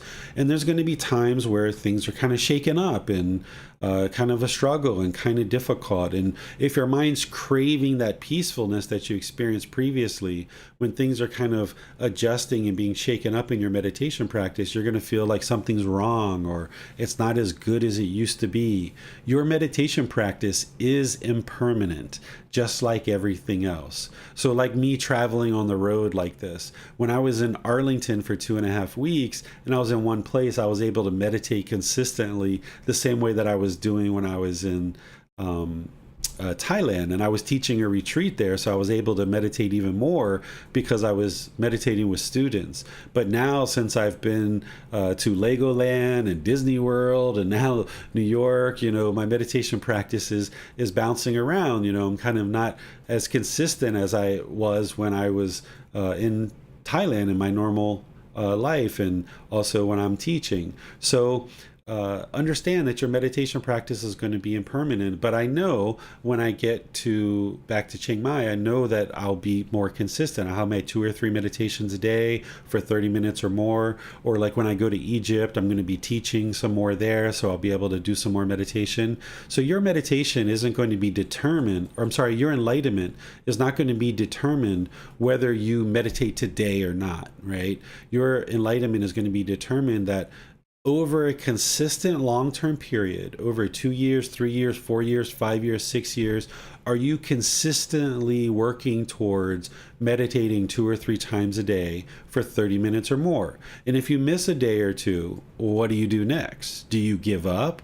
Or do you just continue to apply effort and energy towards building up your practice? So I suggest that students never ever give up. You'll go through periods where there'll be struggles, there'll be difficulties, but that's all par for the course. That's normal. And that's why you have a community of other students to reach out to. You can come into Zoom early before classes. You can communicate in the Facebook group. You can reach out to message some of the other students in our community. You can reach out to me in all the different ways that I share. There's support for you here, but you've got to make the decision to never ever give up, because the only other option is to go back to being angry or being hostile or bitter, and that's not a very good option. So if you never give up and you just realize, like, okay, you might go a few days without meditating, that's not the end of the world. You just get right back into it. There was a period of time where I went about 3.5 years without meditating. I don't suggest that for anybody. It was probably the most horrible time in my entire life, but there was that period of time where that happened. And then eventually I got back into learning and practicing the teachings of the Buddha. So these things can occur. I don't suggest you allow it to become 3.5 years or 3.5 weeks, but if you have 2 or 3 sessions per day and you miss 1 or 2 of those occasionally, that's normal, right? That's impermanence. But once you do miss those, what do? Do you keep going and developing your practice, or do you allow the mind to become complacent? Because the words of the Buddha here, he shares, meditate, monks, do not be complacent, lest you regret it later. This is my instruction to you. So if you haven't been meditating and you get angry and hostile and bitter, you're going to regret it later, right? Or if you become bored and lonely, you're going to regret it later. Or if you feel guilt or shame or fear at different times, you're going to regret that you weren't doing that work. So definitely build up your practice. Don't take kind of an indifferent approach to it. Like when you do miss meditation, don't become indifferent about it, but also don't crave and desire and yearn and long. Don't rush and hurry up to get home to meditate, right? You're not going to be interested in rushing and hurrying up to go meditate. That's the craving, desire, attachment. You'd like to find that middle way where you're gradually building up your practice, realizing you're going to miss some meditations here and there, and that's all normal, but then just continue to progress. Don't become complacent, and where you can meditate and you can build up your practice, do that. And in fact, I kind of knew that coming on this trip, I wouldn't be able to maintain a 2 or 3 meditation sessions per day. So prior to leaving Chiang Mai, I ramped up my meditation practice and got a whole lot more meditation in. And then during those 2.5 weeks in Arlington, when I first started traveling, I was getting a whole lot of meditation during that period of time as well. Because I knew over the period of time when I was taking Bailan to Legoland and Disney World and things like this, that I wouldn't be able to get as much meditation going. So that's where you can kind of compensate for these kind of things and realize that there's this bigger picture of 2, 3, 4, 5, 6 years of developing your life practice. It's not just about what happens today, right? So that's where you can train the mind to not have craving and yearning, and also not be indifferent, but choosing to not give up and not be complacent. So I'll just go ahead and open up to any residual remaining questions that you guys might have around meditation or anything else. You can put those into Facebook, YouTube, or Zoom, or you can raise your hand in Zoom and ask any questions that you like. It does not appear we have any more questions at this time, sir. All right. Well, I would like to thank all of you for joining for today's class. I apologize to those of you guys who tune in by live stream that the software wasn't able to allow me to switch the slides. But there's other classes that I've taught that are recorded in YouTube and Facebook that you can see the visual aids if you'd like to use those. I would like to thank those of you guys that ask questions, thank the moderators for everything that you do to contribute to these classes. I appreciate all your help. In this Wednesday, we're going to be doing a breathing mindfulness meditation class where Miranda's going to be teaching that in Zoom. So you can tune in to do that. It's not going to be live streamed, but you can log into Zoom and learn with Miranda. And then next Sunday, we're going to be in chapter 12. Chapter 12 is Craving is the Problem. What is the solution? So we're going to be now diving into some more specific solutions around how to eliminate craving, desire, attachment from the mind. So far in this group learning program, you've got breathing mindfulness meditation, which is a consistent ongoing practice. And we discussed today that that's really important to develop various qualities of mind like mindfulness and concentration and eliminating craving, desire, attachment.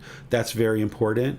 And I've also taught generosity as part of eliminating craving, desire, attachment, being willing to give and share without any expectation of anything in return.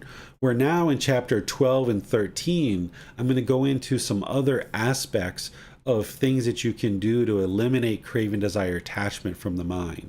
So we'll be starting that next Sunday with chapter 12, and then we'll be in chapter 13 the Sunday after that. So thank you all for joining for today's class. Have a very wonderful and lovely rest of your day. We'll see you in a future class. Take care. Sawadee krap.